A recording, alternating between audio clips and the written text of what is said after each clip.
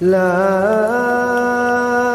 أقسم بيوم القيامة ولا أقسم بالنفس اللوامة أيحسب الإنسان أن لن نجمع عظامه بلى قادرين على أن نسوي بنانه الحمد للہ وکفى وسلام علی عباده الذین اصطفى اما بعد فاعوذ باللہ حمزہ کا فون آ رہا ہے فاعوذ باللہ من الشیطان الرجیم بسم اللہ الرحمن الرحیم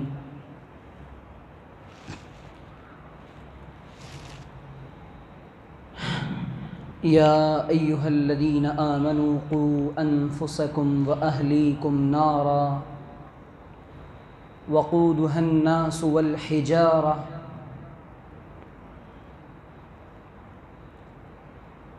وقال النبي صلى الله عليه وسلم الكيس من دان نفسه وعمل لما بعد الموت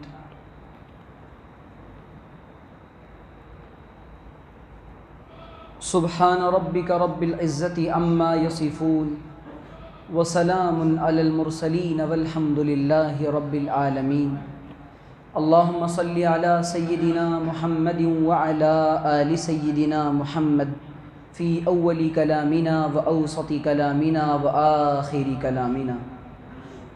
جو حضرات دور بیٹھے ہوئے ہیں وہ اگر قریب آ جائیں گے انشاءاللہ تو زیادہ فائدہ ہوگا۔ جو بوڑھے ہیں معذور ہیں وہ ٹیک لگا کے بیٹھ جائیں ورنہ پھر قریب آ جائیں۔ صحابہ کی سنت یہ تھی کہ صحابہ کرام مل کر بیٹھتے تھے، اور روایات میں آتا ہے کہ اس قدر مل کر بیٹھتے تھے کہ اگر ان کے اوپر چادر ڈال دی جائے تو اس میں جھول نہ پڑے۔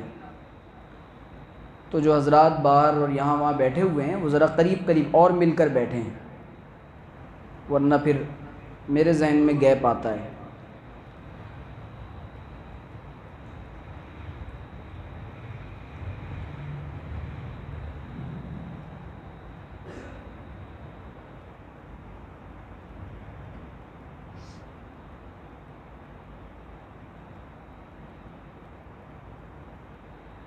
انسان دنیا کے اندر اللہ تعالیٰ کی سب سے پسندیدہ مخلوق ہے۔ اللہ تعالیٰ نے دنیا کے اندر ہزاروں مخلوقات بنائی ہیں، لیکن اللہ کو سب سے زیادہ پسند انسان ہے۔ اس کا ایکو کم کر دیں۔ سب سے زیادہ پسندیدہ مخلوق اللہ کی انسان ہے۔ کیوں؟ یہ دنیا کا جو نظام ہے جس کو ہم اپنی آنکھوں سے دیکھ رہے ہیں، اور وہ نظام جس کو ہم اپنی آنکھوں سے نہیں دیکھ رہے، یہ سارا کا سارا سسٹم اور سارا نظام اللہ تعالیٰ نے انسان کے لیے بنایا، اور اللہ کا اصل تقاضا اور اصل مطالبہ بھی انسانوں سے ہی ہے۔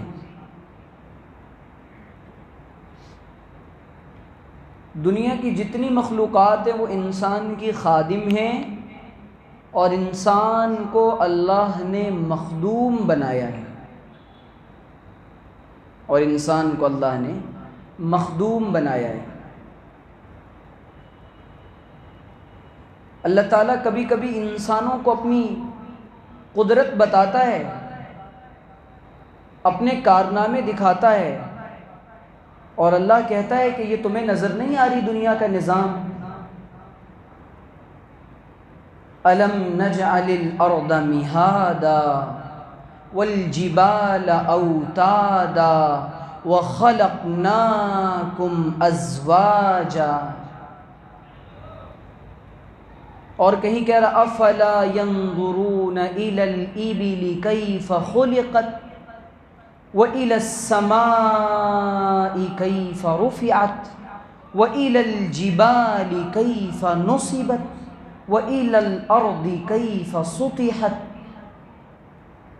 اور کہیں کہہ رہا ہے وَجَعَلْنَا النَّهَارَ مَعَاشًا وَبَنَيْنَا فَوْقَكُمْ سَبْعًا شِدَادًا، کہیں کہہ رہا ہے وَجَعَلْنَا سِرَاجًا وَهَّاجًا وَأَنزَلْنَا مِنَ الْمُعْصِرَاتِ مَاءً ثَجَّاجًا لِنُخْرِجَ بِهِ حَبًّا وَنَبَاتًا وَجَنَّاتٍ أَلْفَافًا۔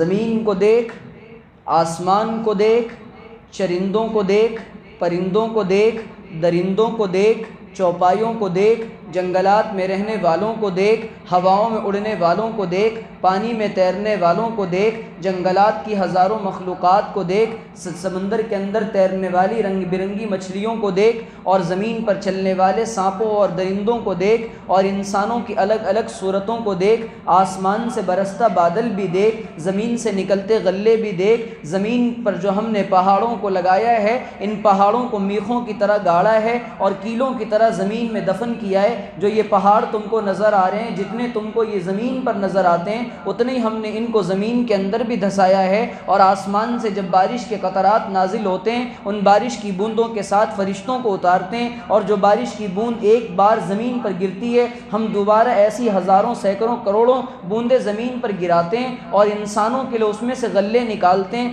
بیج تم ڈالتے ہو، انتم تزرعونہ ام نحن الزارعون، تم بیج ڈالتے ہو، اس میں سے ٹماٹر کو لال رنگ دینے والے ہم ہیں، اور مرچی کو ہرا کلر دینے والے ہم ہیں، دوسری سبزیوں کو گرین بنانے والے ہم ہیں، اور رنگ برنگے پھول کھلانے والے ہم ہیں، یہ درختوں کو تناور بنانے والے ہم ہیں۔ اللہ تعالیٰ انسان کو اپنی قدرت بتاتا ہے اور کہتا ہے تمہیں ہماری یہ قدرت نظر نہیں آ رہی ہے؟ کیا کوئی ہے جو ایسی قدرت بتا سکتا ہے اور ایسا نظام چلا سکتا ہے؟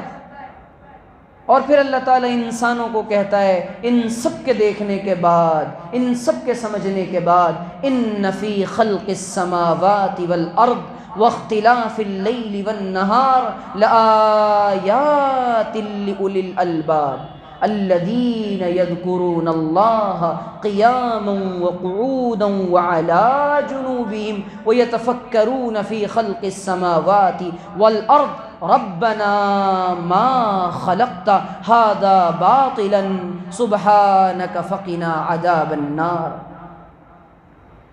دن آتا ہے رات چلی جاتی ہے، رات آتی ہے دن چلا جاتا ہے، زمین کے اوپر دن کا آنا، رات کا جانا، سورج کا چمکنا، چاند کا ٹمٹمانا، ستاروں کا جھلملانا، بادل کی گرج اور بجلیوں کی کھنک، اس میں تمہیں کیا نظر آ رہا ہے؟ فی خلق السماوات والارض واختلاف اللیل والنہار لآیات لأولی الالباب، اس میں ہم نے نشانیاں رکھی ہیں عقل مندوں کے لیے۔ پھر اللہ تعالیٰ انسانوں کو کہتا ہے متاعا لکم ولانعامکم، یہ تمہارے لیے بنایا ہے، تمہارے چوپایوں کے لیے بنایا ہے۔ ڈارون نے نظریہ پیش کیا تھا، تھیوری پیش کی تھی کہ انسان پہلے بندر تھا۔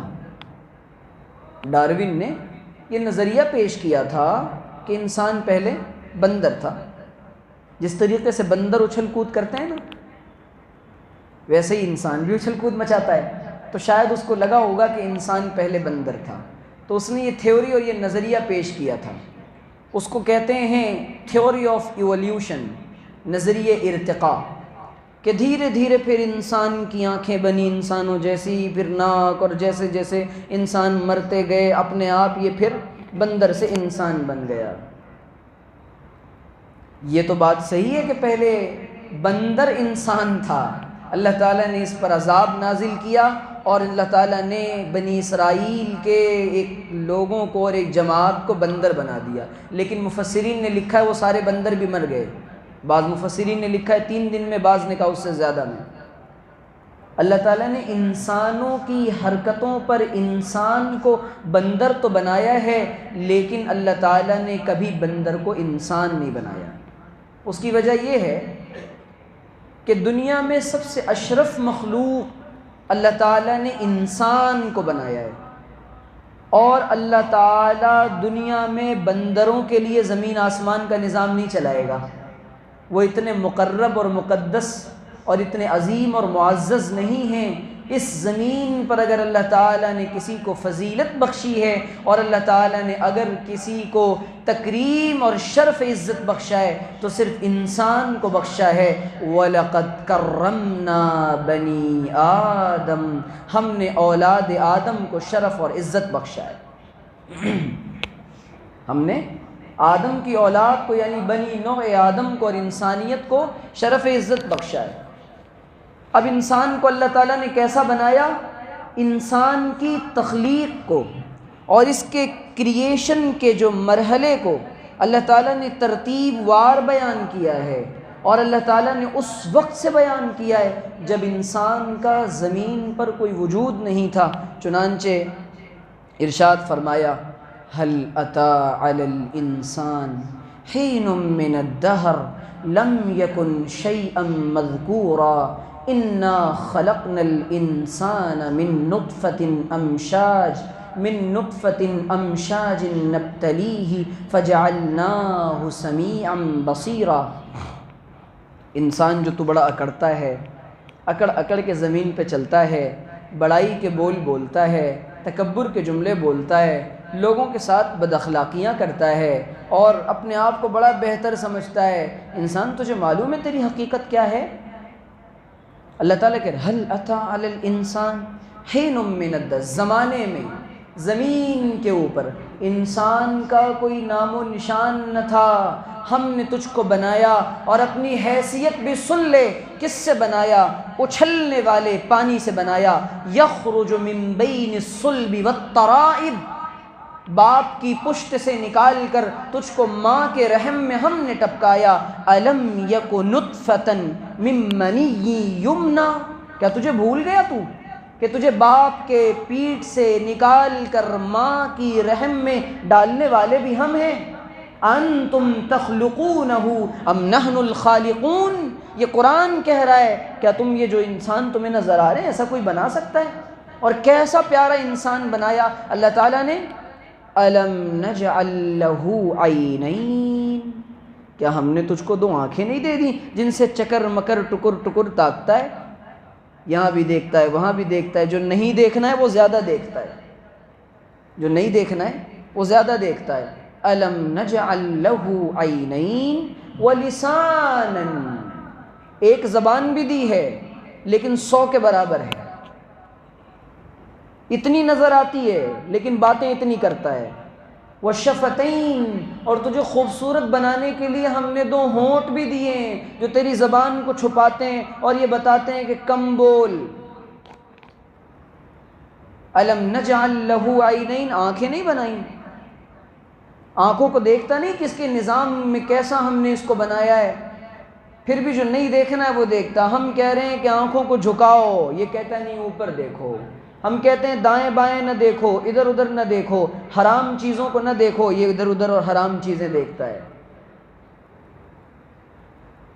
اس اللہ کی زمین پہ چل کر،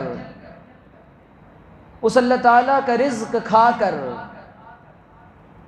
اور رزق کے بننے میں کتنا وقت لگتا ہے؟ انسان ایک گناہ کر کے اللہ تعالیٰ کی زندگی کے کھائے ہوئے سارے رزق کی حرام خوری اور نافرمانی کرتا ہے۔ حضرت ابراہیم بن ادہم کے پاس ایک آدمی آیا اور کہنے لگا کہ میرا جی چاہتا ہے کہ میں گناہ کروں۔ حضرت ابراہیم بن ادہم رحمۃ اللہ علیہ بادشاہ کے بیٹے تھے اور شہزادے تھے، اس کا ایکو بہت زیادہ ہے۔ حضرت ابراہیم بن ادہم رحمۃ اللہ علیہ نے اس کو کہا کہ اگر تجھ کو گناہ کرنا ہے، تیرے دل میں گناہ کا خیال آتا ہے تو میری باتوں کا تھوڑا سا جواب دے دے، میری باتوں کا چند جوابات دے دے، اور یہ کام اگر تو کر سکے تو گناہ کر لے۔ ایسی سلطنت میں چلا جا اور ایسی جگہ چلا جا جو اللہ کی زمین نہ ہو، اور ایسی جگہ چلا جا جہاں تجھے اللہ تعالی دیکھ نہ رہا ہو، اور پھر یہ بتا دے کہ مرنے کے بعد اس اللہ کو کیا جواب دے گا۔ یہ بتا دیں، جہاں کرے گا وہ زمین بھی اللہ کی ہوگی، جس کے ساتھ گناہ کرے گا وہ بھی اللہ کی بندی ہوگی، اور جو گناہ بھی کرے گا یہ چھپ کر کرے گا، یہ بہت زیادہ ہو گیا، وہ بھی اللہ تعالیٰ کی زمین ہوگی۔ ہاں ٹھیک ہے پھر ٹھیک ہے، کام بگاڑو گا۔ تو انہوں نے کہا کہ بھائی نہ زمین سے جا سکتا ہے، نہ اللہ کی سلطنت سے بھاگ سکتا ہے، کچھ نہیں کر سکتا، اتنا محتاج ہے، نہ اللہ کی نگاہوں سے چھپ کر گناہ کر سکتا ہے، یہ بھی نہیں ہو سکتا۔ پھر اس نے کہا پھر تو گناہ کرنے کا کوئی موقع ہی نہیں ہے، کوئی تک ہی نہیں بنتا کہ بندہ گناہ کرے۔ کیوں؟ یعلم خائنۃ الاعین وما تخفی الصدور، وہ آنکھوں کی خیانتوں کو بھی دیکھ رہا ہے، اور دل کے اندر جو سینے چھپاتے ہیں ان کو بھی دیکھ رہا ہے۔ دل میں گناہ کا خیال آتا ہے، کسی کو معلوم پڑتا ہے؟ نہیں، لیکن اللہ تعالیٰ کو معلوم پڑ جاتا ہے، کیونکہ وہ ہم کو بنانے والا ہے، اور اللہ کہتے ہیں نحن اقرب الیہ من حبل الورید، کہ ہم تمہاری شہ رگ سے بھی زیادہ قریب ہیں۔ اللہ تعالیٰ انسان کی شہ رگ سے بھی زیادہ قریب ہے۔ انسان ارادہ کرتا ہے گناہ کا، اللہ کو معلوم ہوتا ہے، اور اس ارادے کے بعد جب گناہ کرتا ہے، روایات میں آتا ہے چند گھنٹوں تک فرشتے اس گناہ کو نہیں لکھتے، کیا پتہ توبہ کر لے، کیا پتہ توبہ کر لے، لیکن ہم گناہ کرتے ہیں۔ تو اللہ کی اتنی بڑی زمین پر چل کر، اللہ کا رزق کھا کر، اور اللہ تعالیٰ کے بندے ہونے کے بعد، اس کی آنکھوں کی نعمتوں کو استعمال کرنے کے بعد، اس نے کانوں میں جو قوت دی ہے وہ استعمال کرنے کے بعد پھر کیا کہہ رہے ہیں؟ اللہ کی نافرمانی کر رہے ہیں۔ نافرمانی کا جو جذبہ ہوتا ہے وہ جوانی میں زیادہ ہوتا ہے، جوانی کے دنوں میں زیادہ ہوتا ہے۔ جیسے جیسے انسان بڑھاپے کی طرف قدم بڑھاتا ہے، اب انسان کو اپنی قبر نظر آنی شروع ہو جاتی ہے، اور روایات میں آتا ہے کہ اللہ تعالیٰ قیامت کے دن 3 قسم کے انسانوں پر نظر رحمت نہیں کرے گا، نہ ان کو پاک کرے گا، نہ وہ جنت میں جائیں گے۔ ان میں سے ایک الثیب الزانی، بڈھا زانی، کہ بڑھاپے میں بھی گناہ کا کھوٹ نہیں نکل رہا ہے، بڑھاپے میں بھی بد نظری کرتا ہے، بڑھاپے میں بھی زنا کی پلاننگ کر رہا ہے، اور فرمایا کہ ایسا آدمی اور بے رحم بادشاہ، ظالم بادشاہ، کہ گناہ کی پلاننگ کر رہا ہے یہ، اور تو زندگی گزر جائے 60-70 سال کی، اور اس کے بعد انسان توبہ نہ کر سکے، یہ کتنے گھاٹے کا سودا ہے۔ اور انسان کی زندگی کیا ہے؟ كأنهم يوم يرونها لم يلبثوا إلا عشية أو ضحاها، جب انسان قیامت کے دن اپنی زندگی کی طرف دیکھے گا تو کہے گا کہ اوہو، یہ تو میں ایک صبح یا ایک شام گزار کر آیا ہوں۔ ایسا ہی ہوتا ہے نا، ابھی جوانی تھی، ابھی جوانی کی مستیاں تھیں، ابھی جوانی کا نشہ چڑھا ہوا تھا، اب بڑھاپا آیا، انسان کہتا ہے کہ کیا کریں، پتہ ہی نہیں چلا میں مرنے والا ہوں۔ ہم تو اس دھوکے میں جی رہے ہیں کہ ہم جینے والے ہیں، ہم تو اس دھوکے میں جی رہے ہیں کہ ہم جینے والے ہیں۔ زندگی کا ہر آتا جاتا سانس انسان کو موت کے قریب کر رہا ہے، ہر آتا جاتا سانس۔ اور انسان یہ سمجھتا ہے کہ اللہ تعالیٰ ہمارے اعمال کی کاؤنٹنگ نہیں کر رہا ہے۔ اللہ کہتا ہے فَمَن يَعْمَلْ مِثْقَالَ ذَرَّةٍ خَيْرًا يَرَهُ وَمَن يَعْمَلْ مِثْقَالَ ذَرَّةٍ شَرًّا يَرَهُ، ذرہ برابر بھی جو کوئی نیکی کرے گا اللہ تعالیٰ اس کو دکھلا دے گا، اور ذرہ برابر بھی کوئی گناہ کرے گا اللہ اس کو دکھلا دے گا۔ اور انسان کیا کہے گا اپنی نیکیاں اور اپنے اعمال نامے کو دیکھنے کے بعد؟ ما لہذا الکتاب، اوہو، یہ میرا نام اعمال ہے، یہ میرا اعمال نامہ ہے، اللہ اکبر، ما لہذا الکتاب لا یغادر صغیرۃ ولا کبیرۃ الا احصاها ووجدوا ما عملوا حاضرا. ایسا ہی ہے نا، ووجدوا ما عملوا حاضرا. اللہ کہہ رہا ہے جو کچھ کیا سب سامنے آئے گا، اور کہے گا یہ میرا نام اعمال نامہ ہے. ارے وہ جو میں نے کسی کے ساتھ جھوٹ بولا تھا وہ بھی لکھا ہوا ہے، میں نے جو کسی کی غیبت کی تھی وہ بھی لکھا ہوا ہے، میں نے جو کسی کو دھوکہ دیا تھا وہ بھی لکھا ہوا ہے، میں نے جو کسی کی زمین ہڑپی تھی وہ بھی لکھا ہوا ہے، میں نے کسی کے 1 روپے رکھے تھے، 54 رکھی تھی، اللہ تعالیٰ کہے گا وہ بھی لکھا ہوا ہے. ذرہ برابر بھی نیکیاں ہوں گی وہ بھی لکھی ہوئی ہوں گی، ذرہ برابر بھی برائی ہوگی وہ بھی لکھی ہوئی ہوگی. تو انسان کہتا ہے کہ مرنے والے تھے پتہ ہی نہیں چلا. اللہ کہتا ہے اچھا کیسے پتہ نہیں چلا؟ آنکھیں کمزور نہیں ہو، ہم تو مرنے سے پہلے نشانیاں بھیجتے ہیں، موت کے آنے سے پہلے نشانیاں بھیجتے ہیں. تیرا ابا نہیں مر گیا، اماں کا انتقال نہیں ہو گیا، چچا چچی نہیں چلے گئے، دوست احباب کے جنازے نہیں اٹھ گئے، تیرے جوان دوست تو نے نہیں دیکھا کہ ان کو تو نے قبرستان اتار کر آیا اور ان کی ہڈیاں بوسیدہ نہیں ہو گئیں قبروں کے اندر؟ کیا تجھے یاد نہیں ہے؟ کیسے کہہ رہا تھا؟ کیا تیری آنکھوں کی سماعت کمزور نہیں ہو گئی تھی؟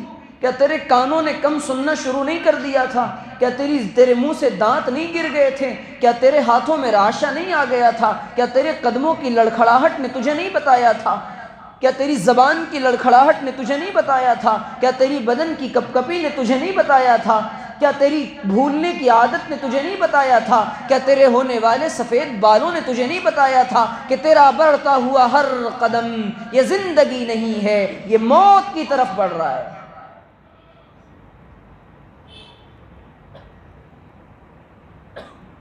داغ دہلوی ایک شاعر گزرا ہے، داغ سے پوچھا، داغ نے اپنے اشعار میں کہا ہے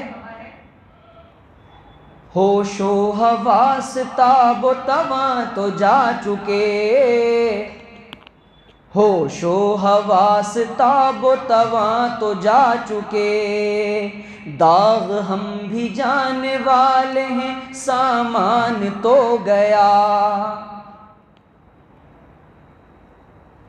ہوش و حواس تاب و تواں جا چکے، ہوش و حواس تاب و تواں جا چکے، طاقت ختم ہو گئی، ہوش و حواس چلا گیا.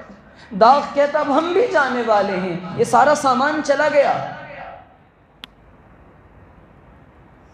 غالب دہلی کی سڑکوں پر کہیں پھر رہا تھا، منچلے نوجوان غالب کو ملے، غالب کی کمر جھک گئی تھی. غالب سے نوجوانوں نے کہا چچا یہ کمر جھکا کر کیا ڈھونڈ رہے ہو؟ مذاق اڑانے لگے.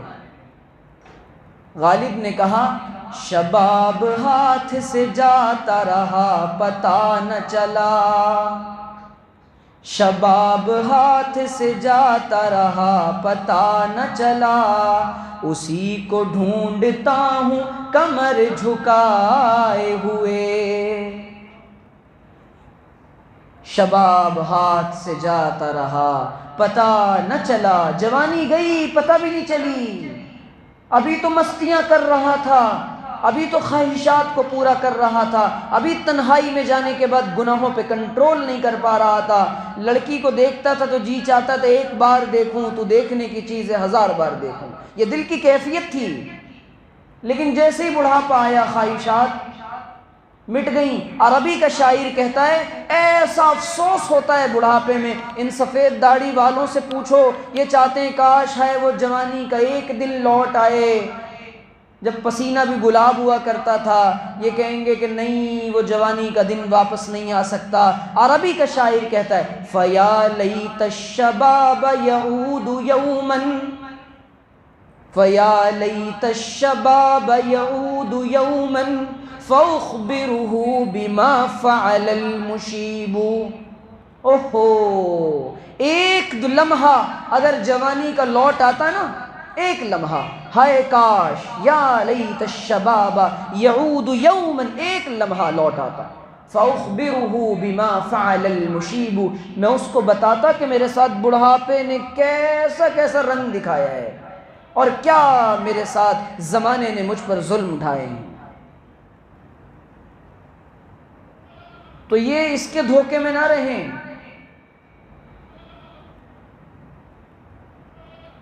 فَلَا تَغُرَّنَّكُمُ الْحَيَاةِ الدُّنْيَا بِاللَّهِ الْغَرُورِ،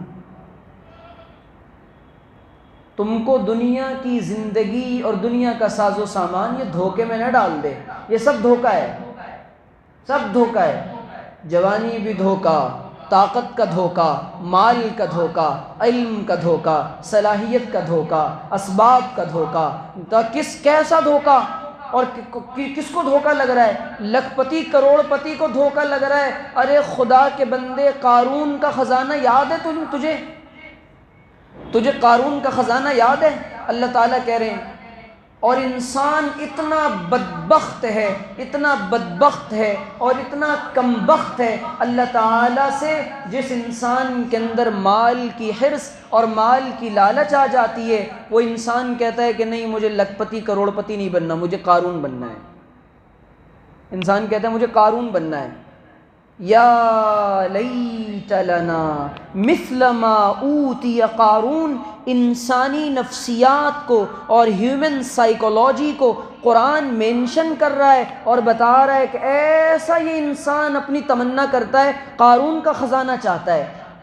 روایات میں آتا ہے قارون کا خزانہ ایسا تھا کہ ایک اس کے خزانوں کی چابیاں خچروں پر، ایک نہیں 70 خچروں اور اونٹوں پر لدا کرتی تھی، لیکن بے وقوف تھے وہ لوگ۔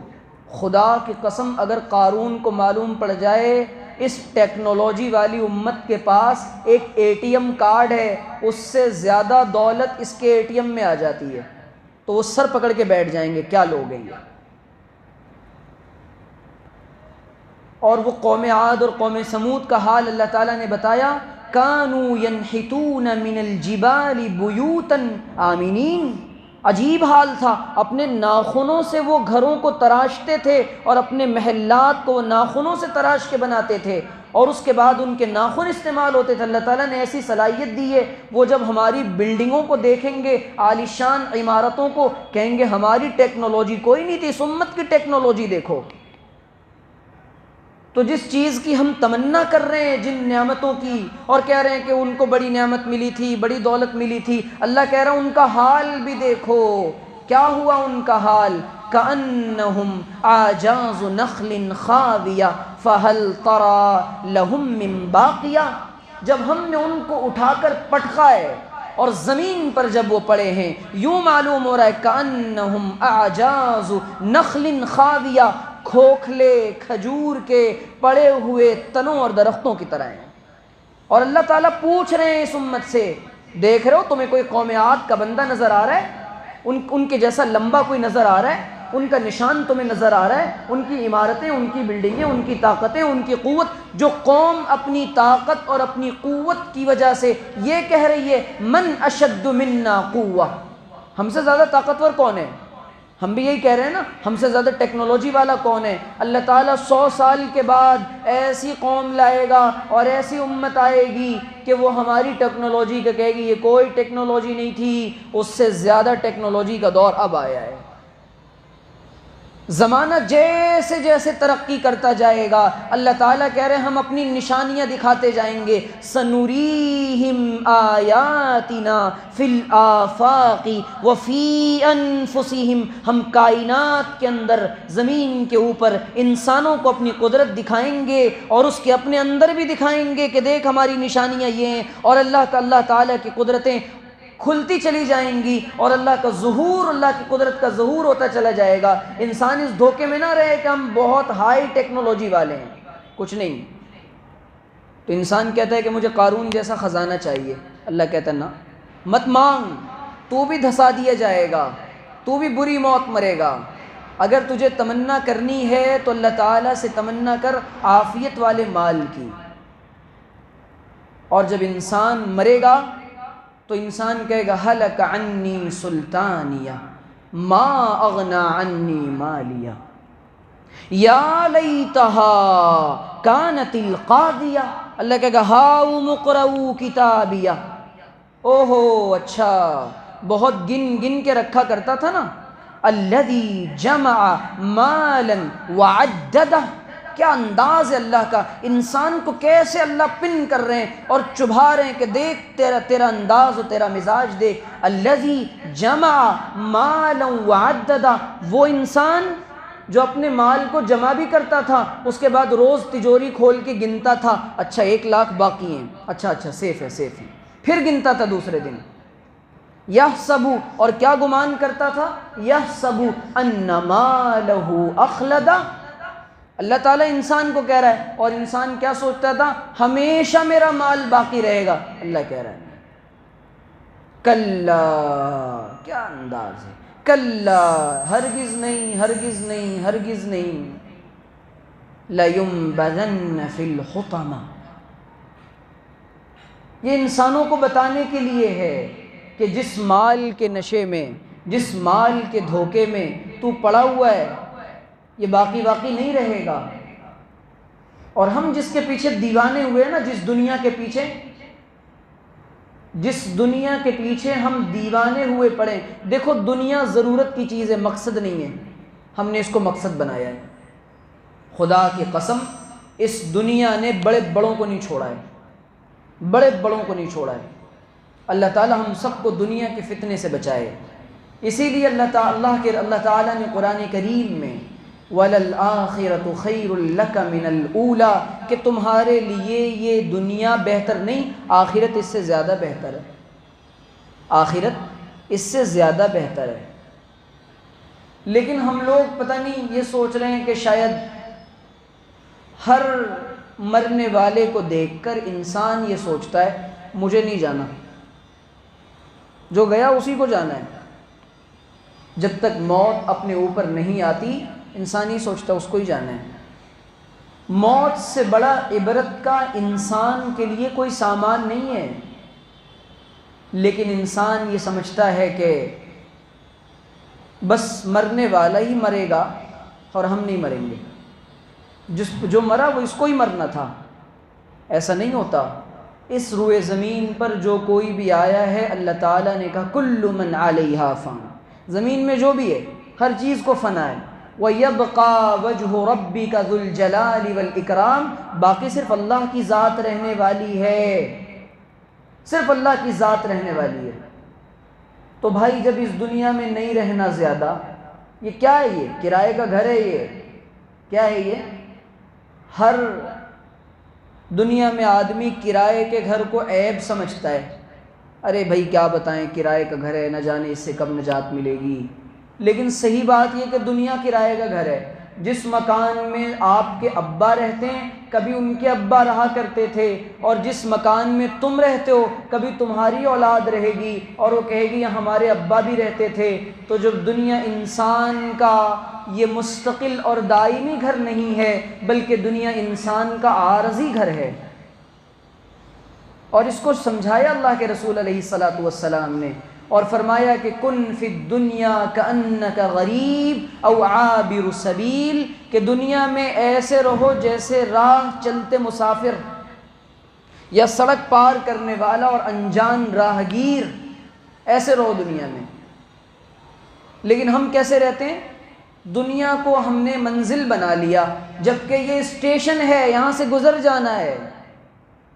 یہ دنیا اسٹیشن ہے، تھوڑی دیر کا قیام ہے۔ اسٹیشن پر سجاوٹ کرنے والے کو عقل مند نہیں کہا جاتا، دنیا کو سجانے والے کو بھی عقل مند نہیں کہا جاتا۔ حضرت عطار، اور دنیا میں جس انسان کا دل جتنا زیادہ لٹکتا ہے اور اٹکتا ہے، اس کی روح اتنی سختی سے نکالی جاتی ہے۔ جو بھی کرنا ہے کر لے، آخر موت ہے، جو بھی کرنا ہے کر لے، آخر موت ہے، ایک دن مرنا ہے، آخر موت ہے۔ موت انسان سے ٹالی نہیں جائے گی، ایک لمحے کے لیے۔ قرآن کہہ رہا ہے فَإِذَا جَاءَ أَجَلُهُمْ لَا يَسْتَأْخِرُونَ سَاعَةً وَلَا يَسْتَقْدِمُونَ، انسان کے پاس جب یہ موت آئے گی، انسان کہے گا ایک تھوڑی سی مہلت دے دینا، ذرا بیوی بچوں سے ملاقات کر کے آ جاؤں، دوسری بیوی بھی ہے اس سے بھی ذرا دوسرے شہر میں جا کر ملاقات کر کے آ جاؤں، ہاں ہوتی ہے لوگوں کی دوسری بیویاں، دوسری بیوی رکھنا عیب نہیں ہے، تو دونوں سے چاہے گا کہ ملاقات کر کے آ جاؤں، ورنہ اللہ سوال کرے گا ایک سے ملاقات کی تو دوسرے سے اب کہے گا اب کوئی ٹائم نہیں ہے تیرے پاس، فائنل ڈیسٹینیشن کی طرف اور آخری منزل کی طرف اب تجھے ہم لے کر جانے آئے ہیں۔ لا یستاخرون ساعتا، وہ تو چھوڑ دو، اب کہے گا صدقہ دینا چاہتا ہوں مسجد کے اندر، کہے گا اب چانس نہیں ہے، اب ٹائم نہیں ہے۔ اچھا ایک نماز 2 رکعت نماز پڑھنا چاہتا ہوں، سب زندگی میں پڑھ لیا، اس کے بعد جب موت آ جائے گی انسان اللہ کے پاس جائے گا، مرنے کے بعد اللہ سے کہے گا کہ یا اللہ وقال رب ارجعونی لعلی اعمل صالحا فیما ترکت، اے اللہ ایک چانس دے دینا، دنیا کے اندر بڑے معاملات اور جھمیلے چھوڑ کر آیا ہوں اور وہ سب نہیں کروں گا، وعدہ کرتا ہوں اعمل صالحا فیما ترکت، نیک اعمال کروں گا۔ اللہ کہے گا کلا انہا کلمۃ ہوا قائلھا، بس ختم، اب نہیں، کہہ دیا، سب باتیں ہیں تیری، پھر جائے گا پھر وہی کرے گا جو نہیں کرنا تھا۔ اسی لیے اللہ تعالیٰ نے دنیا میں انسان کو لقد خلقنا الانسان فی کبد، انسان کو مشقتوں میں پیدا کیا ہے اور انسان آسائشیں چاہتا ہے، انسان آسائشیں چاہتا ہے، سفر میں کبھی بھی آرام نہیں ملا کرتا، میں 2 دن تک نہیں سویا تھا، آج سویا ہوں 11 گھنٹے، سفر میں مشکلات ہوتی ہیں، کھانا موافق نہیں ملتا، بستر موافق نہیں ملتا، حالات آتے ہیں، اسی لیے اللہ کے رسول نے فرمایا الدنیا، مجھے تو سب اچھا ملا ماشاءاللہ، ہاں آپ یہ مت سمجھیے گا بھائی اعجاز کہ آپ نے میرے ساتھ کوئی ظلم کیا ہے، ماشاءاللہ انسان کو مشکلات، اسی لیے فرمایا کہ السفر کالسقر، یہ تو عذاب کا ٹکڑا ہے سفر، حالات اور تو زندگی ایک سفر ہے اور یہ گزرگاہ ہے، یہ رہائش گاہ نہیں ہے، یہ دنیا کا میلہ لگا ہوا ہے اور قومیں آتی ہیں دنیا کے اسٹیج پر اور اپنے اپنے جلوے اور اپنے اپنے میلے دکھا کر جاتی ہیں۔ اللہ تعالیٰ کبھی قوم سبا کے حالات بتاتا ہے، کبھی بنی اسرائیل کے واقعات بتاتا ہے، کبھی قوم عاد کے حالات بتاتا ہے، کبھی قوم سمود کے حالات بتاتا ہے، کبھی یہود و نصارہ کے حالات اور واقعات بتاتا ہے، اور اللہ کہتا ہے کہ ان کے قصوں میں ہم نے بڑی عبرت رکھی ہے عقل مندوں کے لیے۔ ان فی ذلک لعبرۃ لاولی الالباب، ہم نے بڑی عبرت رکھی ہے، ہم ان کو نعمتیں دے رہے تھے، وہ نالائق ہوتے جا رہے تھے، تم پر بھی اپنی نعمتیں برساتے جا رہے ہیں اور ہم اللہ کی نعمتیں کھا کھا کر اس کے باغی بنتے جا رہے ہیں۔ اللہ کے رسول نے فرمایا ایمان والا دنیا کے اندر الدنیا سجن المؤمن وجنت الکافر، بخاری کی روایت ہے۔ حضور نے فرمایا کہ دنیا انسان کے لیے، مومن کے لیے قید خانہ ہے اور کافر کے لیے جنت ہے۔ ہم کہتے ہیں یار ٹاٹا کو ملا، باٹا کو ملا، امبانی کو ملا، برلا کو ملا، عبداللہ کو کیوں نہیں ملا، عبد الرحمن کو کیوں نہیں ملا؟ عبداللہ عبد الرحمن کو نہیں ملے گا اتنا، اور جس کو مل گیا تو سوچئے اس کی رسی اللہ تعالیٰ نے ڈھیلی کی ہے، اب اللہ تعالیٰ مال دے کر آزمائے گا کہ اس مال کو کہاں لگاتا ہے، صحیح جگہ لگاتا ہے یا غلط جگہ لگاتا ہے۔ اور مال آنے کے بعد شراب سے زیادہ بیکار نشہ مال کا نشہ ہوتا ہے، انسان کا بول بدل جاتا ہے، لہجہ بدل جاتا ہے، انداز بدل جاتا ہے، مزاج بدل جاتا ہے، عادتیں بدل جاتی ہیں، رویہ بدل جاتا ہے، نظریہ بدل جاتا ہے، ہر چیز بدل جاتی ہے، سب کچھ بدل جاتا ہے، انسان پھر زمین سے 6 فٹ اوپر رہتا ہے، اس کو دوسرے انسان نظر نہیں آتے، کیڑے مکوڑے نظر آتے ہیں۔ اللہ تعالی ہم سب کی حفاظت فرمائے دنیا کے فریب سے۔ اسی لیے کسی کہنے والے نے کہا میرا پسندیدہ شعر ہے، رنگ رلیوں پہ زمانے کی نہ جانا اے دل، رنگ رلیوں پہ زمانے کی نہ جانا اے دل، یہ خزاں ہے جو بانداز بہار آئی ہے، یہ خزاں ہے بھائی، یہ بہار نہیں ہے۔ اور انسان کو جب دھوکہ لگتا ہے تو برے کو اچھا، اچھے کو برا، دن کو رات اور رات کو دن، سراب کو صحرا اور صحرا کو سراب اور سمندر کو پانی اور پانی کو سمندر اور ریت کو سمندر سمجھتا ہے، اور جنگل کو منگل سمجھتا ہے، اور دھوکے کو اپنا فائدہ اور نقصان کو فائدہ اور فائدے کو نقصان سمجھتا ہے، خیر خواہ کو بدخواہ، مصلح کو اپنا غیر مخلص سمجھتا ہے۔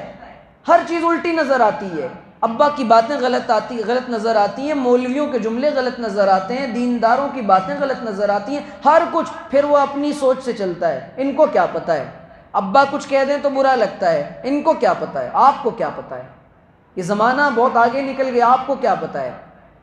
بیٹا زمانہ آگے نکل گیا، تو باپ سے زیادہ آگے نہیں نکلا. اس کو لگتا ہے کہ ابا بھی 2 ٹانگ کا، میں بھی 2 ٹانگ کا، ابا کی بھی 2 آنکھیں، میری بھی 2 آنکھیں، اس لیے کوئی فرق نہیں ہے مجھ میں اور ابا میں، اس لیے ابا کی نہیں ماننی. ابا کو کیا پتہ ہے، ابا تو پرانے آدمی ہیں. دھوکہ لگتا ہے، یہ نشے میں آ جاتا ہے وہ. لیکن اس کے باوجود بھی انسان کی حسرتیں اور اس کی تمنائیں باقی رہتی ہیں، بہت زیادہ باقی رہتی ہیں. میرا پسندیدہ شاعر ہے غالب.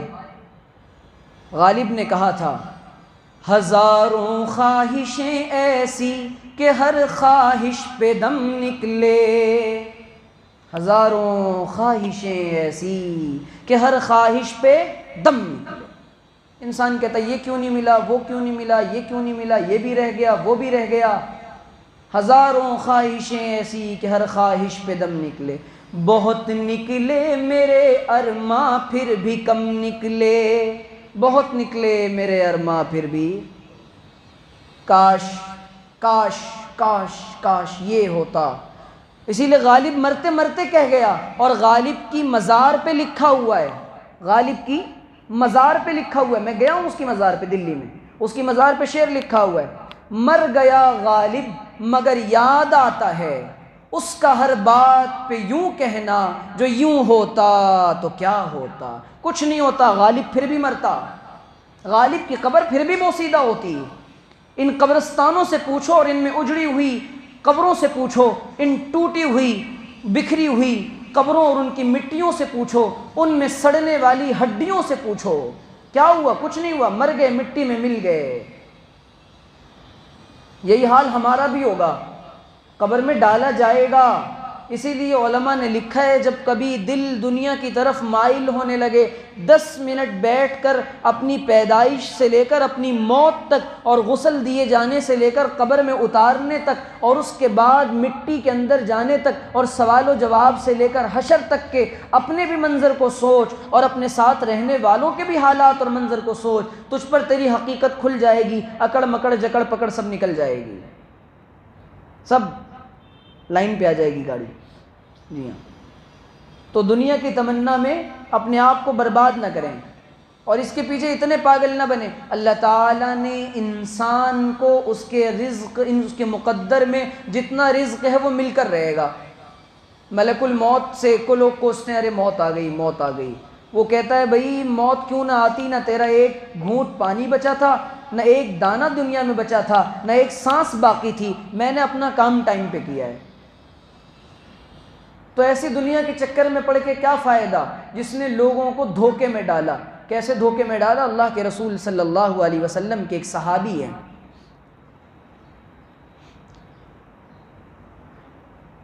کان خادم مسجد النبی صلی اللہ علیہ وسلم، اللہ کے رسول کی مسجد نبوی کے خادم تھے بڑے غریب، بڑے غریب، لباس ایک تھا.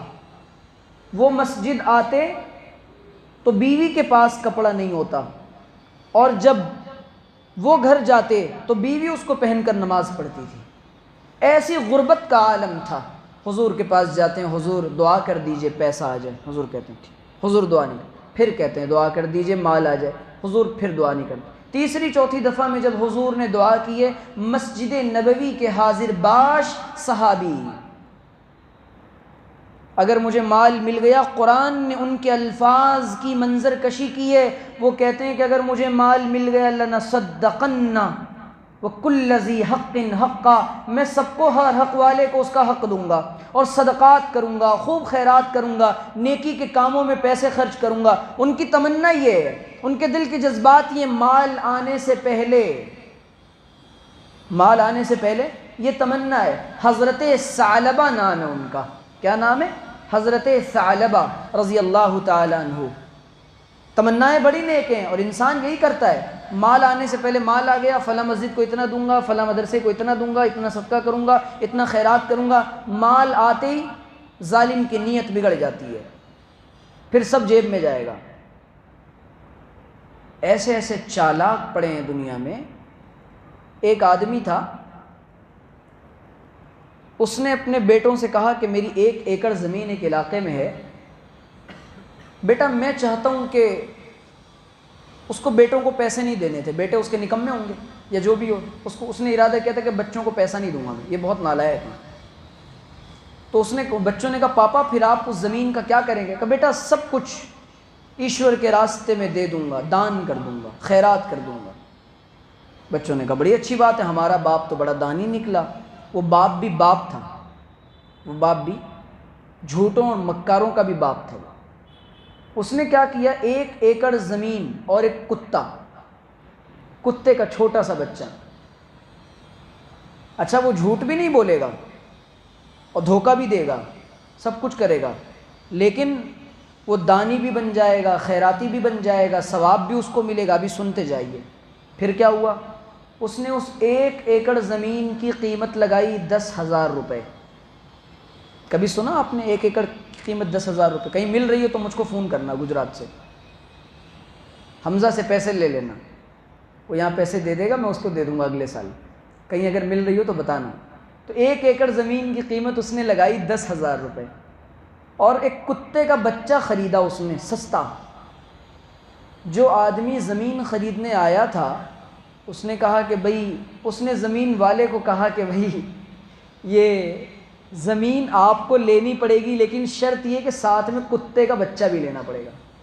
اس نے کہا یہ کیا تماشا لگا رکھا ہے تم نے، اب تک تو صرف زمین بیچ رہے تھے، اب 1-2 دن میں تمہارا پورا نظام بدل گیا، اور یہ کیا تماشا ہے، کتے کا بچہ میں کیا کروں گا، کہاں لے جاؤں گا اس کو؟ کہ نہیں لینا تو آپ کو پڑے گا، شرط ہے زمین تبھی ملے گی جب کتے۔ اچھا بولو کتے کی قیمت کیا ہے؟ بولا 1 کروڑ روپے۔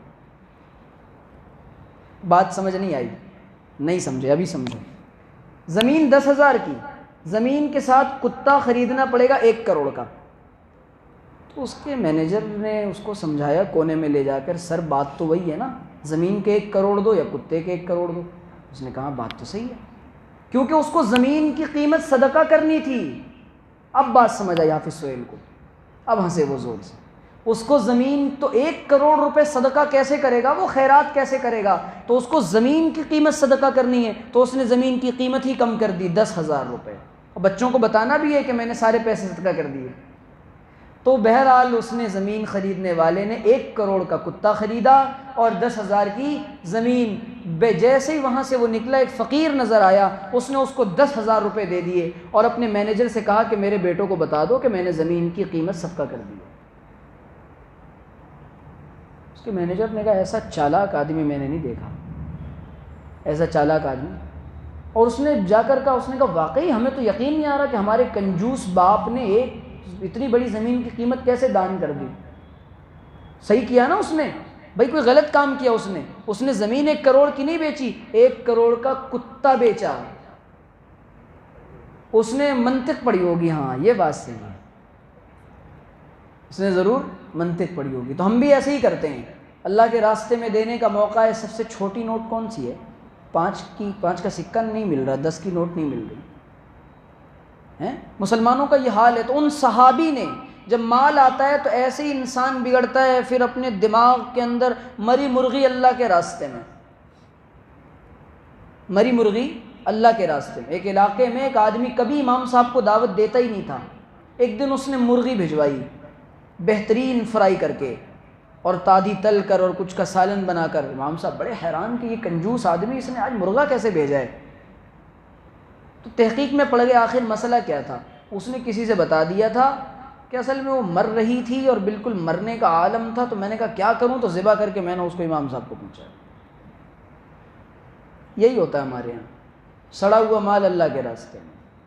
تو جب وہ صحابی حضرت ثعلبہ ابن حاتم، یا حاتم ان کا نام ہے، ذہن سے نکل رہا ہے پورا نام، حضرت ثعلبہ لیکن کنفرم ہے، حضرت ثعلبہ کہتے ہیں کہ اللہ کے رسول دعا کر دیجئے۔ 3 بار آ کے کہتے ہیں، حضور کہتے ہیں دنیا کے چکر میں مت پڑ ثعلبہ، حضور منہ پھیر لیتے ہیں۔ تیسری دفعہ یا چوتھی دفعہ میں اللہ کے رسول نے دعا کہ اللہ ثعلبہ کو مال عطا فرما، یا اللہ ثعلبہ کے مال میں برکت عطا فرما، یا اللہ ثعلبہ کو دولت دے۔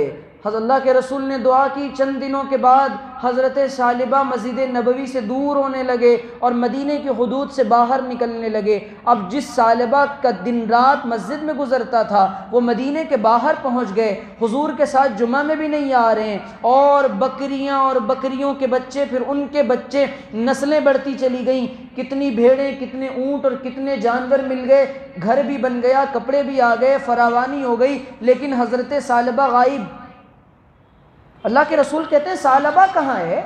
صحابہ سے پوچھتے ہیں، تو اللہ کے رسول کو صحابہ نے کہا کہ حضور ثعلبہ تو مدینے کے حدود سے باہر چلا گیا۔ اچھا، جمعہ پڑھنے کبھی کبھی آتے تو پھر وہ بھی وہیں کہیں دور ہی جمعہ پڑھنے لگے۔ اللہ کے رسول نے حضرت ثعلبہ کے لیے آیتیں نازل ہوئیں، جمعہ کے خطبے میں آیت پڑھی، جا کر صحابی رسول نے اللہ کے رسول اور پھر کیا ہوا، اس سے پہلے ایک واقعہ ہوا، حضور نے زکوٰۃ وصول کرنے کے لیے حضرت ثعلبہ کے پاس صحابہ کو بھیجا۔ جب حضور نے صحابہ کو زکوٰۃ لینے کے لیے حضرت ثعلبہ کے پاس بھیجا ہے تو حضرت ثعلبہ کے الفاظ یہ تھے، افکر فیہا اما ہذہ الا جزیہ، مجھے تو یہ کوئی جزیہ نظر آ رہا ہے اور میں اس میں غور کروں گا، جاؤ۔ صحابہ گئے، حضور کو حالات سنائے، حضور نے کہا ویحک ثعلبہ، بڑی ہلاکت ہے، برائی ہے ثعلبہ کے لیے۔ اور قرآن کی آیت پڑھی کہ کچھ لوگ یہ کہتے ہیں کہ ہم صدقہ کریں گے، لیکن مال آتے ہی ان کا انداز اور مزاج، ان کے بول بدل جاتے ہیں۔ حضرت ثعلبہ کو جا کر صحابہ نے کہا، حضرت ثعلبہ پریشان ہو گئے، پھر توبہ کی اور اللہ کے رسول کے پاس اور کہا کہ اللہ کے رسول، معافی مانگی۔ تو جب مال آتا ہے بڑے بڑے غافل ہو جاتے ہیں، بدل جاتا ہے انسان، پھر وہ بول نہیں رہ جاتا۔ پیسہ آ جائے گا نا حمزہ کے پاس 10 سال بعد، میں فون کروں گا، حمزہ بھائی میں بول رہا ہوں، ہاں کون؟ میں تو ان کا مینیجر بول رہا ہوں، آپ 10 منٹ کے بعد فون کریں، میں کوشش کرتا ہوں بات کرانے کی، ابھی سر میٹنگ میں بزی ہیں۔ ایسے ہی ہوتا ہے۔ ہمارے ایک جاننے والے تھے، ہمارے اور حافظ سہیل دونوں کے، جی ہاں، ہم لوگوں نے ان کو فون کیا تو ان کے خادم نے، پتہ نہیں خادم تھا یا خود تھے، وہ کہہ رہے ہیں کہ میں ان کا مینیجر بول رہا ہوں یا ان کا سیکریٹری بول رہا ہوں، بھائی بڑے لوگوں کے ہوتے ہیں سیکریٹری، تو ابھی تو وہ بزی ہیں یا میری بات ہوتی ہے تو ہم آپ کا پیغام پہنچاتے ہیں۔ آدمی بڑا ہوتا ہے تو انداز بدل جاتا ہے، اسی لیے اپنے انداز کو مت بدلیے۔ انسان کی صفت یہ ہے، انسان کے اندر عاجزی اور عبدیت اس کو زیب دیتی ہے۔ اکڑنا مکڑن الکبر ردائی، اللہ کہتا ہے کہ یہ تکبر یہ میری چادر ہے، انسان اس کو اوڑھتا ہے، میں اس کو کھینچ لیتا ہوں اور پھاڑ دیتا ہوں۔ انسان کی حیثیت کیا ہے؟ پانی کا گندا قطرہ اور پانی کا ایک بلبلہ ہے، موت ایک سانس چل رہی ہے، سانس اکھڑ جائے گا، انسان کی حیثیت ختم ہو جائے گی۔ ابھی مفتی صاحب اور مولانا صاحب اور بادشاہ صاحب اور خلیفہ صاحب، وزیر صاحب، مودی صاحب اور یوگی صاحب، یہ سب میت ہو جائیں گے۔ جی ہاں، سب میت۔ کیا ہوا؟ جنازہ اٹھاؤ، میت اٹھاؤ، استھی اٹھاؤ، ارتھی اٹھاؤ، ختم، چتا کو آگ لگاؤ، ان کو دفناؤ، حشم ختم، سب ختم۔ کہاں گئے؟ کہیں نہیں، چل دیے، وقت آ گیا تھا۔ موت کا فرشتہ آتا ہے نا، پکڑتا ہے انسان کو، اور جب یہ حالات اس طرح کے ہوتے ہیں، جب بگڑتا ہے انسان سمجھتا ہے تھوڑا سا مال آنے کے بعد، تھوڑی سی دولت آنے کے بعد رشتہ داروں سے تعلق توڑ دو۔ حضرت سیدنا ابوبکر صدیق رضی اللہ تعالی عنہ قربان جائیے، صدیق اکبر رضی اللہ تعالی عنہ پر قربان جائیے۔ جن لوگوں نے حضرت صدیق اکبر رضی اللہ تعالی عنہ کو کی بیٹی، میری اور آپ کی ماں، زوج اللہ کے رسول کی زوج محترمہ اور حضور کی پیاری اور لاڈلی بیوی، ہم سب کی ماں اماں عائشہ رضی اللہ تعالی عنہا پر جن لوگوں نے تہمت لگائی تھی حضور نبی اکرم صلی اللہ علیہ وسلم کہ وہ صحابہ جن کی مدد حضرت صدیق اکبر کیا کرتے تھے، جن کے پیسے سے، صدیق اکبر کے پیسے سے جن کا گھر چلتا تھا، جب تہمت لگائی صدیق اکبر کے دل میں آیا کہ اب ان کی امداد بند کر دوں گا، لیکن اللہ تعالیٰ نے دل میں ڈالا کہ نہیں، ان کو تو میں اور دوں گا، اور دوں گا۔ یہ دنیا کی محبت جس کے دل میں نہیں ہوتی، جو اخلاص کے ساتھ کرتا ہے، اس کا حال یہ ہوتا ہے۔ ہم کسی کے ساتھ احسان کر دیں تو 200-400 لوگوں کو تو کم سے کم بتاتے ہیں، کم سے کم 200-400 لوگوں کو بتاتے ہیں، میں نے اس کے ساتھ یہ کیا، وہ کیا، ایسا کیا، ویسا کیا، اس کے بعد اس نے میرے ساتھ یہ کیا، یہ کیا، یہ کیا۔ نا نا نا نا، اللہ تعالیٰ کو عاجزی پسند ہے. التقی العبد التقی الغنی الخفی. اللہ کو ایسا بندہ پسند ہے جو اللہ سے ڈرنے والا ہو، جس کے اندر عاجزی ہو، جس کے اندر تواضع ہو، جس کے اخلاق اچھے ہوں. لیکن ہمیں پتہ ہی نہیں بندہ کس کو کہتے ہیں. جی ہاں، رشتہ داروں سے اکڑنے جکڑنے مکڑنے لگتے ہیں. دور کٹو. وَيَقْطَعُونَ مَا أَمَرَ اللَّهُ بِهِ أَن يُوصَلَ. اللہ کہہ رہا ہے کہ وہ رشتہ داریوں کو توڑتے ہیں جس کو ہم نے جوڑنے کا حکم دیا ہے. رشتہ داری کو توڑ رہے ہیں. یہ رشتہ داروں میں آپس میں بات چیت نہیں ہے. کیا ہوا تھا؟ میرے چچا نے میرے باپ کو گالی دی تھی، میری خالہ نے میری ماں کو مارا تھا، میرے نانا نے میرے باپ کے ساتھ بدتمیزی کی تھی. وہ ان کا اپنا معاملہ ہے، تو اپنی آخرت مت بگاڑ. صلح کروا سکتا ہے، صلح کر سکتا ہے تو کر لے. ان کے ساتھ اپنے دل میں بغض نہ رکھ. حضور کے صحابہ بیٹھے ہوئے ہیں. حضور کہتے ہیں جو اپنے گھر والوں سے رشتہ داروں سے روٹھا ہوا ہو، میری مجلس سے اٹھ کر چلا جائے. ایسی مجلس میں اللہ کے فرشتے اور رحمت نہیں نازل ہوتی. رشتہ داری توڑ رہے ہیں ہم. آسان بات ہے رشتہ داریوں کو توڑنا. قیامت میں اللہ تعالیٰ کے یہاں اللہ تعالیٰ کی رشتہ داری اللہ کے دربار میں عرض کرتی ہے، اللہ جس نے مجھ کو جوڑا تو اس کو اپنی رحمت سے جوڑ دے، اور جو مجھ کو توڑے تو اس کو توڑ دے. الراحمون یرحمہم فی السماء. اللہ تعالیٰ کا معاملہ تو یہ کہ جو رحم کرتا ہے، یرحمہم من فی السماء ارحموا من فی الارض. اے لوگوں زمین والوں پر رحم کرو، ان کے ساتھ نرمی کا معاملہ کرو. اسی لیے نبی اکرم صلی اللہ علیہ وسلم کی جو صفت بیان کی ہے،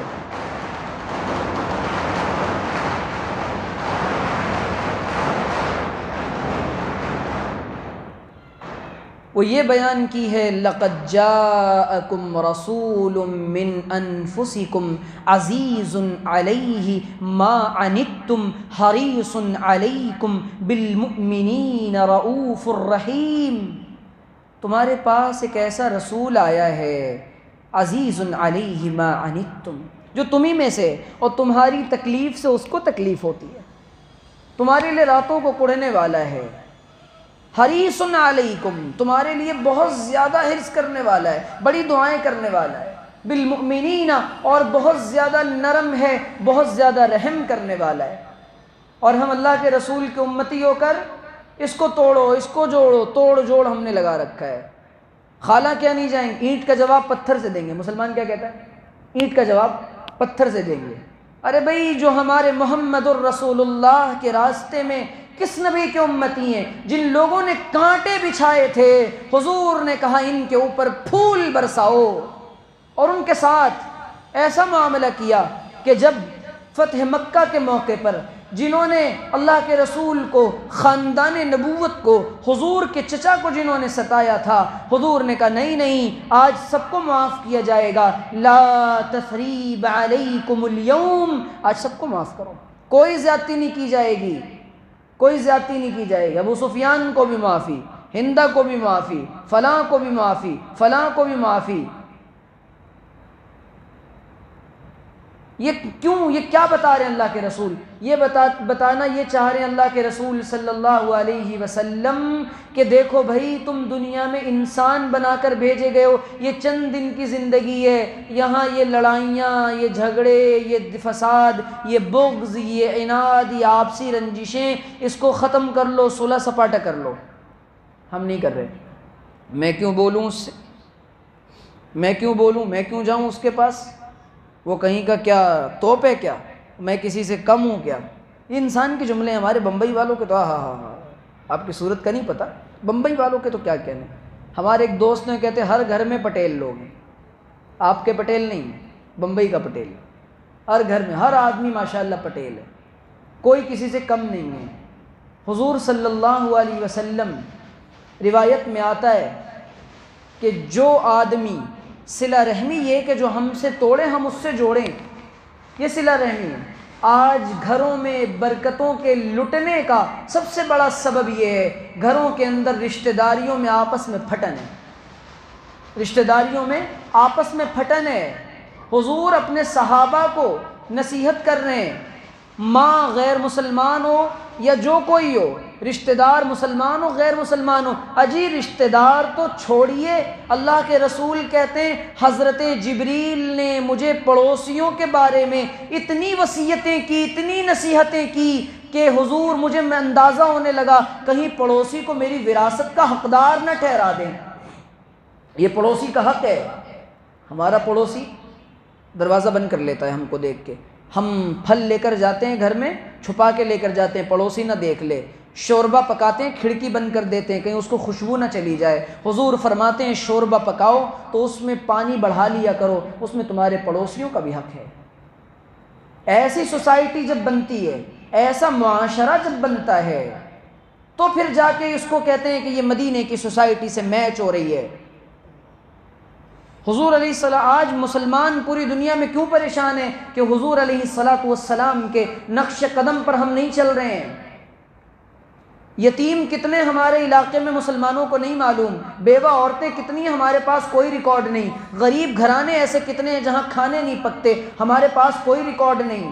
حضور علیہ السلام جب اللہ کے رسول کو نبوت ملی ہے اور حضرت خدیجۃ الکبریٰ سے جب آپ نے کہا اے خدیجہ میرے پاس فرشتہ آیا تھا اور اللہ کا پیغام لایا تھا، حضرت خدیجہ نے کہا واللہ لا یخزیک اللہ ابدا انک لتحمل الکل وتصل الرحم وتکسب المعدوم۔ اے محمد رسول اللہ، اللہ تعالیٰ آپ کو ضائع نہیں کرے گا، آپ کو رسوا نہیں کرے گا، نبوت تو آپ کو سجدی ہے اور بالکل صحیح جگہ فرشتہ آیا ہے۔ کیوں؟ آپ غریبوں کا بوجھ اٹھانے والے، تنگ دستوں کے اوپر دست شفقت پھیرنے والے، بیواؤں کو ان کا حق دینے والے، یتیموں کے سر پر ہاتھ پھیرنے والے، یہ آپ ہیں۔ یہ سب کر رہے تھے اللہ کے رسول مکۃ المکرمہ میں بھی، اور آپ نے اپنے کیریکٹر کو ایسا بنایا تھا کہ جو لوگ آپ کے جان کے دشمن بن گئے تھے ان کے پاس بھی حضور کی امانتیں رکھی ہوئی تھیں، وہ حضور کو ایسا سمجھتے تھے۔ یہ حضور کا برتاؤ اور رویہ تھا ان لوگوں کے ساتھ، اور ہمارا رویہ کیا ہے، ہمارے اخلاق کیا ہیں کہ یتیم کون ہے نہیں پتا ہمیں، یتیموں کے ساتھ کیا برتاؤ کرنا ہمیں نہیں پتا۔ حضور نے فرمایا کہ روئے زمین پر سب سے بہترین گھر وہ ہے جس میں کوئی یتیم رہتا اور کھاتا ہے۔ یتیموں کو حقیر سمجھا جا رہا ہے اس زمانے میں۔ قیامت کے دن جہاں پر یتیم کھڑے ہوں گے وہیں محمد رسول اللہ بھی کھڑے ہوں گے، اور وہ یتیم نہ تھے بلکہ در یتیم تھے۔ آج یتیموں کو حقیر سمجھا جا رہا ہے۔ حضور نے فرمایا کسی یتیم کے سر پر دست شفقت پھیرتا ہے، اس کے سر پر جتنے بال ہوتے ہیں اتنی نیکیاں اس کو ملتی ہیں۔ اور حضور نے فرمایا انا وکافل الیتیم کہاتین، دیکھو میں اور یتیم کی کفالت کرنے والا اس طرح ہوں، جیسے یہ انگلیاں ہیں نا دونوں، اس طرح ہوں گے۔ آپ نے خطبہ عید میں یتیم کو گلے لگایا، اپنے ساتھ لے کر گئے اور اس کے بعد اپنی گود میں بٹھایا اور کہا کہ یتیم کو ہلکا نہ سمجھو۔ الم یجدک یتیما، قرآن نبی کے بارے میں کہہ رہا ہے الم یجدک یتیما فآوا، ہم نے جب آپ کو یتیم پایا تو ٹھکانہ نہیں دے دیا۔ تو ہم کہاں کیا کر رہے ہیں ہم لوگ؟ آج پوری کی پوری انڈین سوسائٹی میں جو مائنورٹیز کا کیریکٹر ہونا چاہیے میجورٹی کے ساتھ اور اکثریتی سماج میں رہنے والوں کے ساتھ، وہ ہمارا کیریکٹر نہیں ہے۔ ہم ان کے علاقوں میں نہیں جاتے، ان کے غریبوں کا خیال نہیں کرتے، ان کے مریضوں کا خیال نہیں کرتے۔ حضرت مولانا خلیل الرحمن سجاد نعمانی صاحب دامت برکاتہم نے اپنے والد ماجد کا واقعہ نقل کیا ہے، حضرت مولانا منظور نعمانی رحمۃ اللہ علیہ کا۔ ہائے کاش کہ اللہ تعالی ہمیں بھی ایسا درد اور ایسا دل ان مسلمان دنیا کے اندر صرف مسلمانوں کی اور اپنے گولے گنڈے کی فکر کرنے نہیں آیا، اس مسلمان کو دنیا میں اللہ تعالی نے انسانیت کی فکر کرنے کے لیے برپا کیا ہے۔ یہ پوری کی پوری مانوتا، پورا سماج اور پوری سوسائٹی، پوری ہیومینٹی، پوری مینکائنڈ، یہ سب کے سب یہ مسلمانوں کو اللہ تعالیٰ نے فکر کرنے کے لیے دنیا میں بھیجا ہے۔ حضرت ہر جمعرات کو پھل لے کر جاتے تھے اور اس کے بعد ان کو پھل دیتے تھے اور ان مسلمانوں سے دعا کے لیے کہتے تھے اور غیر مسلموں سے ان کی مزاج پرسی کرتے تھے ہر جمعرات کو۔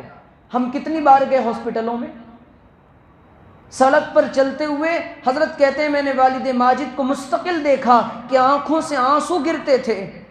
میں نے پوچھا ابا مجھے بتا دیجئے یہ کیا بات ہے، آپ سڑک پہ بازار میں چلتے ہیں، آخر آپ کی آنکھوں سے آنسو کیوں گرتے ہیں؟ کہنے لگے بیٹا اس لیے کوئی نہ جانے کس لیے پریشان ہوگا، کوئی آیا ہوگا اس کے پاس سبزی خریدنے کے پیسے نہیں ہوں گے، کوئی آیا ہوگا سوچ رہا ہوگا کہ میں اپنے بچوں کے لیے دال کا اور چاول کا انتظام کیسے کروں، کوئی آیا ہوگا وہ سوچ رہا ہوگا میری ماں بیمار ہے دوائی کا انتظام کیسے کروں۔ میں کوئی ایمبولنس کو جاتا ہوا دیکھتا ہوں، کہتا ہوں یا اللہ اس کو شفا دے دے، کسی غریب کو مانگتا ہوا دیتا ہوں تو یا اللہ اس کو پیسے دے دے، یا اللہ کسی کو محتاج نہ کر۔ جب انسانیت کا ایسا درد آتا ہے دل کے اندر تو اللہ تعالیٰ اس انسان کو نفلیں پڑھنا، بہت زیادہ اذکار کرنا، تلاوت کرنا اللہ تعالیٰ کو اس سے زیادہ محبوب ہے کہ انسان دل کے اندر انسانیت کا درد پیدا کرے۔ وہ پہلا سبق تھا کتاب خدا کا، ہے مخلوق ساری یہ کنبہ خدا کا۔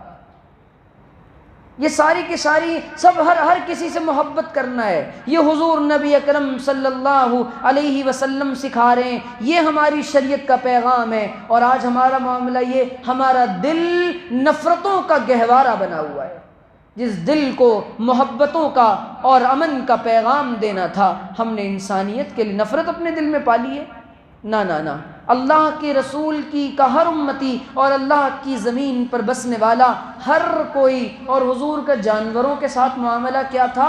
حضور نے جانور کو دیکھا، جانور کی آنکھوں سے آنسو نکل رہے ہیں، اس نے شکایت کر دی، حضور میرا مالک مجھ سے بہت زیادہ کام لیتا ہے۔ اس کے مالک کو حضور نے پھٹکار لگائی۔ اور ہم اپنے ماتحتوں سے، اپنے کام کرنے والوں سے، ابھی تو بہت ہو رہا ہے، کام کرنے والا کام کرتا ہے اس کی سیلری روک لی جاتی ہے، کام کرنے والا کام کرتا ہے سیلری روک لی جاتی ہے، مدرسے کا محتمم بھی روکتا ہے کام، اور کمپنی کے مالک بھی روکتے ہیں، مسجد کے نالائق بدتمیز جاہل ٹرسٹی بھی روکتے ہیں، جن کو پیشاب کرنا نہیں آتا، پاخانہ کرنا نہیں آتا۔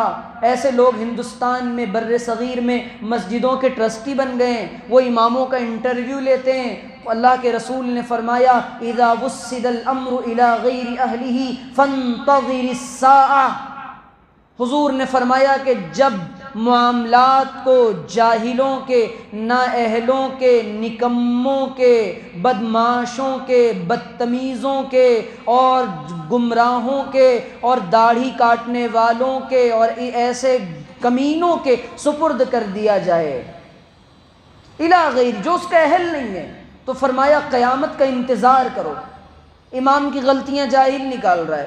میں ایک جگہ بیان کرنے گیا، مجھ سے وہاں کے ایک مقتدی نے کہا کہ یہ امام صاحب سلام کیوں نہیں کرتے خطبہ دینے سے پہلے؟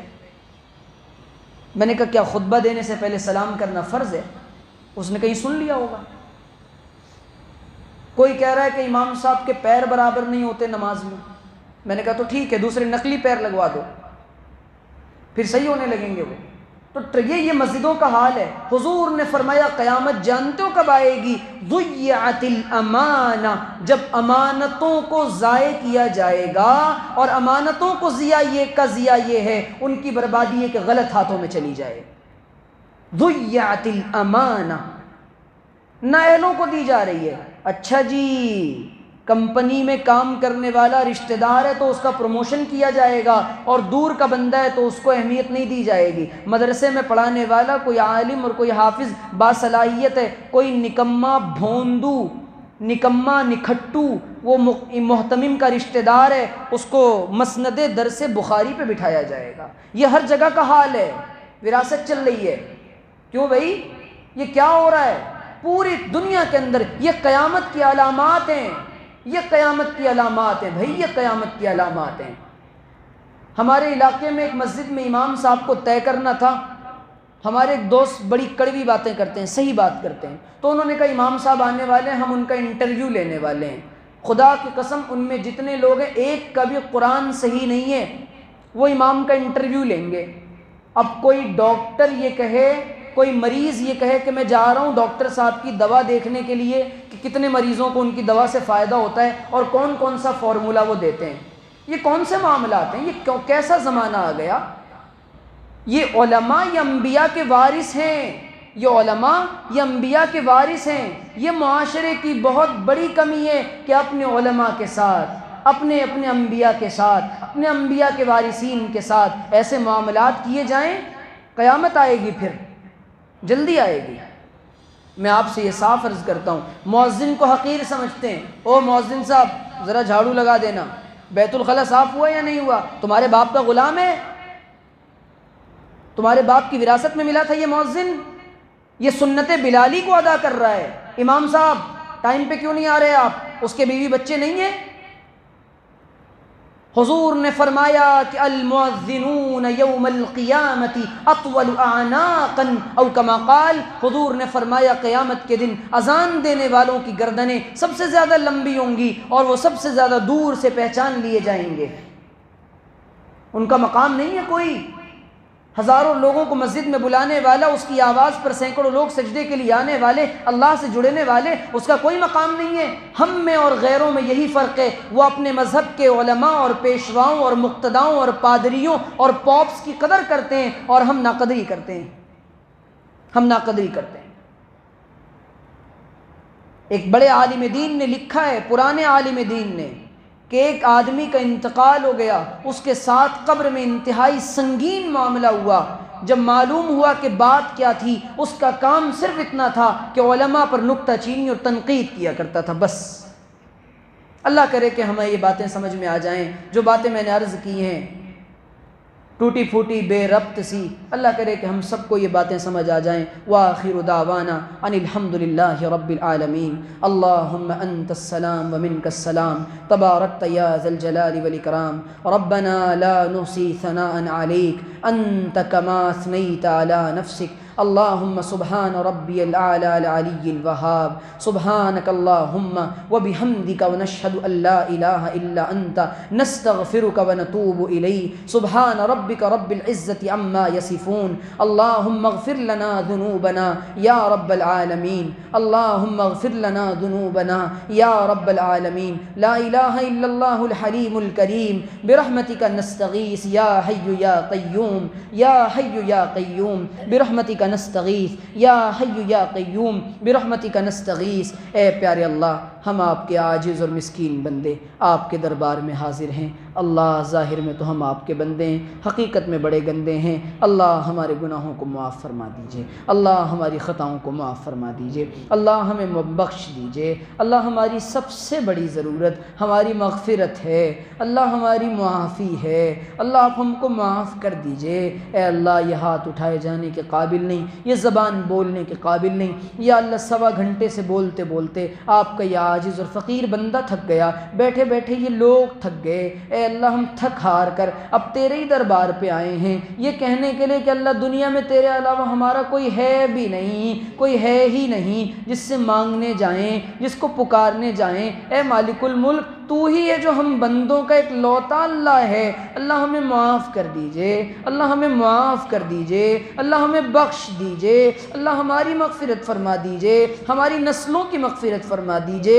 اے رب کریم ہمارے والدین کی، اسلاف کی مغفرت فرما دیجئے، آنے والوں کی مغفرت فرما دیجئے. یا اللہ اس مجمع کو قبول فرما دیجئے، اس مسجد کو آباد فرما دیجئے. یا اللہ اس عاجز نے ان سے کچھ کڑوی باتیں کی ہیں، اللہ اس کو پازیٹیو انداز میں سمجھنے کی توفیق عطا فرما دیجئے.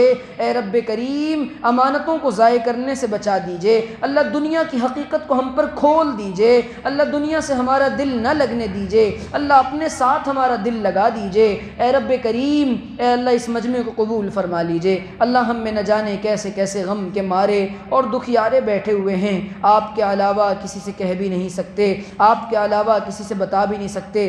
دنیا والوں سے کہنے جائیں ہمارا مذاق اڑاتے ہیں. اللہ آپ ہمارے لیے کافی ہو جائیے. اللہ آپ ہمارے لیے کافی ہو جائیے. اللہ ہمیں کسی کا محتاج نہ بنائیے. اے رب کریم ہمیں اتنا دیجئے، اتنا دیجئے کہ ہم اپنے لوگوں کی ضرورتوں کو پورا کر سکیں. اللہ جب کسی مخلوق کی آواز ہمارے کانوں میں آئے، اللہ ہم اس کو واپس نہ لوٹائیں. اللہ ہم اس کو واپس نہ لوٹائیں. اللہ یتیموں کی کفالت کرنے کی توفیق دیجئے، غریبوں کا درد دے دیجئے، انسانیت کا درد دے دیجئے. اے رب کریم ہمیں رشتہ داریوں کو جوڑنے کی توفیق عطا فرما دیجئے، نبی علیہ السلام کی سنت و سیرت پر عمل کرنے کی توفیق دے دیجئے۔ اے رب کریم ہماری جوانی کو پاکیزہ بنا دیجئے، اللہ ہمارے بڑھاپے کو قبول فرما لیجئے، اے اللہ ہماری زندگی میں برکت عطا فرما دیجئے، اے اللہ ہم سے راضی ہو جائیے، اللہ ہم میں جو بیمار ہیں انہیں شفا دے دیجئے، اللہ جو مقروض ہیں ہم میں سے، اللہ ہم سب کو قرضوں کی ادائیگی کے سبیل کے لیے غیبی انتظام پیدا فرما دیجئے، غیبی نصرتیں پیدا فرما دیجئے۔ اے اللہ اے اللہ اے اللہ ہم آپ کے سامنے ہاتھ پھیلائے ہوئے آئے ہیں، اللہ کس سے مانگیں کہاں جائیں، کس سے کہیں اور دنیا میں حاجت روا کون ہے؟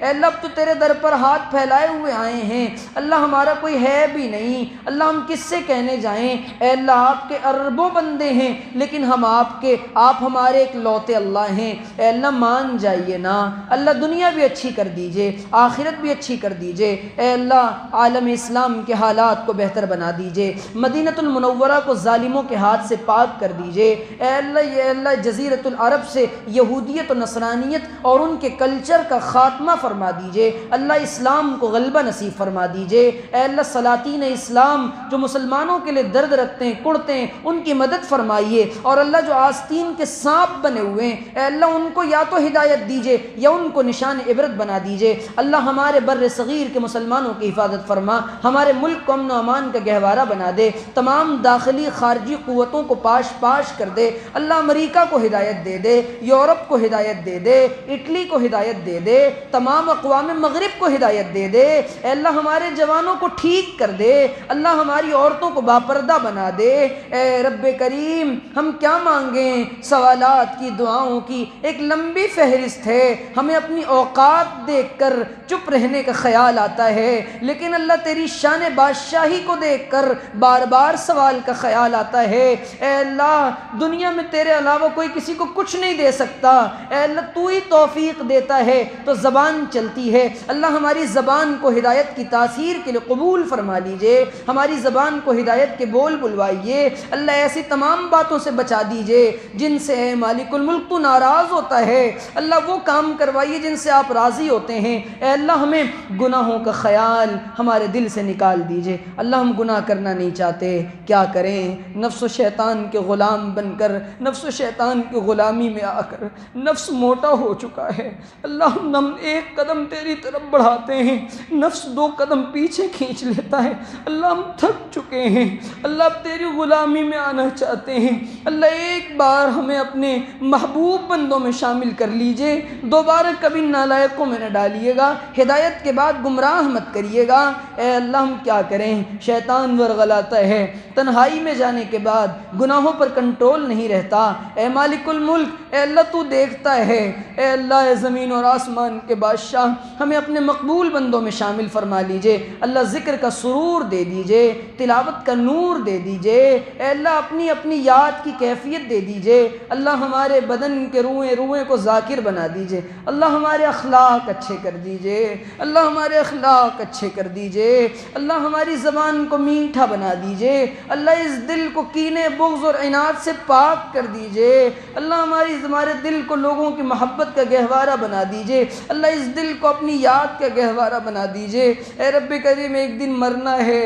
ہمیں بھی کفن پہنایا جائے گا، ہماری بھی قبر کھودی جائے گی، اللہ ہمیں بھی نہلایا جائے گا، اے اللہ ہم بھی محتاج ہوئے پڑے ہوں گے، اس دن کے آنے سے پہلے تو راضی ہو جانا، اے اللہ تو راضی ہو جانا، اے اللہ جب ہمیں لوگ اٹھا کر لے کر جا رہے ہوں گے، اللہ کفن پہنانے سے پہلے لباس تقوی پہنا دیجئے، اے اللہ اپنی محبت اور یاد کی خوشبو لگا دیجئے، غسل توبہ کرا دیجئے، اس روح کو پاک کر دیجئے، اللہ اپنی سچی معرفت دے دیجئے، اللہ اپنی اے اللہ اپنا خیال اور یاد دے دیجئے، اللہ ہم گناہ کے تصور سے بھی کانپ اٹھیں، اللہ ہماری جوانیوں کو بے داغ بنائے رکھیے، اللہ ہماری جوانیوں کو بے داغ بنائے رکھیے، اے اللہ اپنے حضور کا پڑوس اور قرب نصیب فرمائیے، اے اللہ آنے والے حالات کو پچھلے حالات سے بہتر بنا دیجئے، اللہ کیا مانگیں اور کیا نہ مانگیں، ہمیں خیال آتا ہے کہ ہم بہت گندے ہیں، تو حاجتوں کو جانتا ہے،